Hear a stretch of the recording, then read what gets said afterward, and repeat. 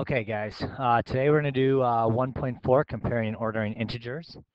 You only need to write down the first definition here that's starred here. As a matter of fact, I starred all the definitions in today's lesson that you need to write down, um, which is most of them, but some of the stuff you don't need to write down, you can just listen to. The first one here is integers, and if you don't know what integers are, the set of integers are listed there starting from wherever they go on forever in both directions. So -3, -2, -1, 0, 1, 2, 3. The numbers that fit into that, and then I got the three dots on either side, because like I said, it goes on forever in either direction. You'll notice that it's only whole amounts. So you got your whole numbers over there, 1, 2, 3, also the negative form of those. Um, those are your integers, and they're going to be very important this year, so you need to know what integers are. Just so you know, we call negative integers are the ones that are less than 0. Okay, so that's -1, -2, -3, -4, getting smaller. Um, and then positive integers are greater than 0. You've worked with those uh, basically your whole life. Those are positive integers. And then 0 is neither positive nor negative.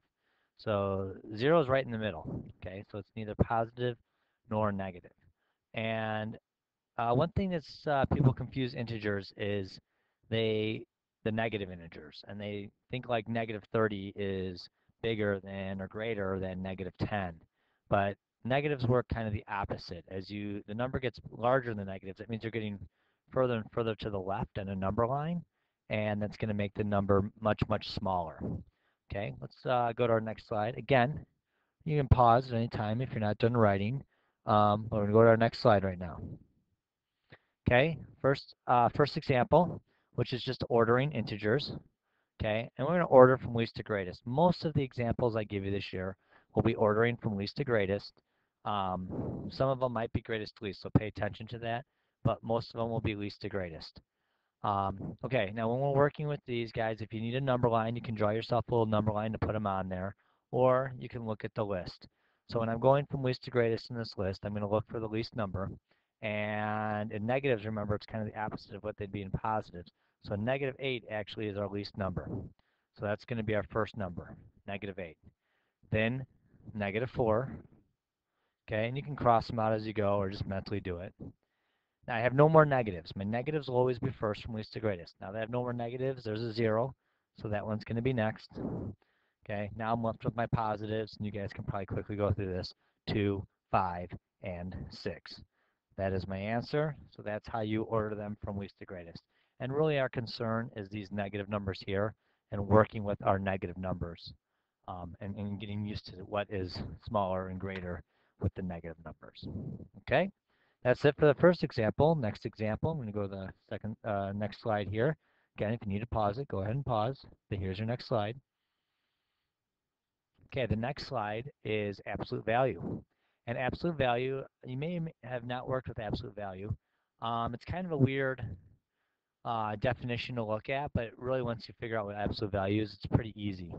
Absolute value of a number is its distance from 0. So it's just that, how far away from 0 it is. There's no positive or negative with that. It's just how far away it is. Okay? And that's all we care about is how many spots away from 0 a number is. Now, what's interesting is the next line here, and you want to write this down. The absolute value of a number a, okay, that's a variable a. The absolute value of a number a is written as this right here. And that is a very important symbol to know. When it has the bars around a number, that is how we ask for absolute value if I don't say it. Okay, now in the next example I'm going to give you, I'm asking you for it, so I don't need to put them because that would be redundant. But there, it's the bars, that stands for absolute value. Okay, so let's do our example here. State the absolute value of the number. I have two examples. Example A is 5. So how many spots away from 0 is 5? Well, it is just 5. If I take a number line and count, it would be 5. Okay, in example B, absolute value of -7. How far away is -7 from 0? Well, you're going to the left instead of to the right, but it's still only 7 spots away from 0. So you'll notice when we do absolute value, we kind of aren't looking at the negative point of things. We're always looking at it as a positive point of view. Okay, so that is the absolute value. So it's kind of going to make the answer positive. Now there's certain things I can do to that that won't make your overall answer positive, but the absolute value of anything comes out to be the positive number. Okay? All right, that's absolute value. I'm going to go to my next slide. Opposites. Example 3, finding opposites.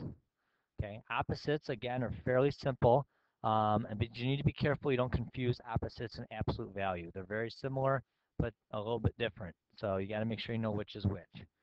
Opposites of two numbers, so you have to have two numbers that have opposites.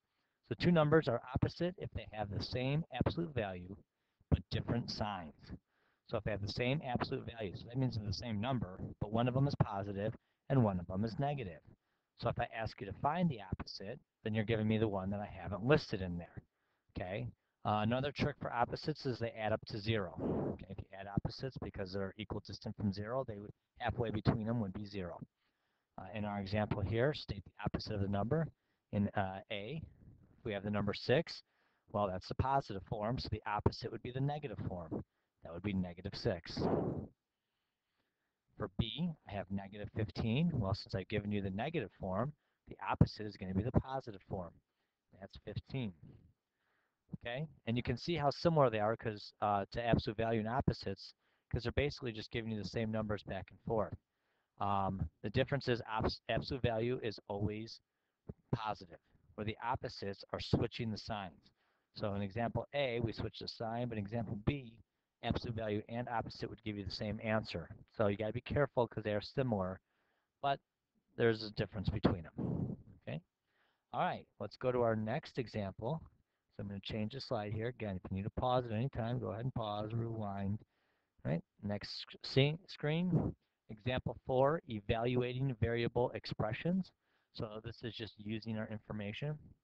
All you have to do is evaluate the expression when y equals negative 5. So now we're going to be working with negative numbers. And for A, I have negative y. Now this one is very important to plug in. And this is why I want to make sure I go over an example like this. You are plugging in negative 5 for y. The negative that's already in front of the y is a separate part. So I'm bringing down this negative, and then I'm plugging in negative 5. Now, I like to use parentheses when I substitute numbers in, so I know exactly what I'm substituting in. So you can see that I've substituted in negative 5 for y, and just the negative sign carries down. Now, in math, if I have a negative sign and then with another negative sign, such as right here, so if I have two negative signs, like right there, okay, they become a positive. So a negative, negative 5 is kind of the opposite of negative 5. The opposite of negative 5 is positive 5. Okay, so I got to make sure that if I have a what we call double negative here, that comes out to a positive. Okay, and in example B, got another tricky situation here. I'm going to substitute my numbers in, and again, I want you to write your substitution step. 17 minus, I am going to write my absolute value bar. I'm going to plug in negative 5. Okay, now absolute value bars are like parentheses. You would do those first. Okay, so the first thing I'm going to do is the absolute value of negative 5. That means I'm going to have 17 minus, I haven't changed that, and then the absolute value of negative 5 is a positive 5. So now I have 17 minus positive 5. Now this is simple math. 17 minus 5 is 12. Okay, so I end up with that. So you must do the absolute value first before you can do the 17 minus part. Okay, the absolute values act like parentheses.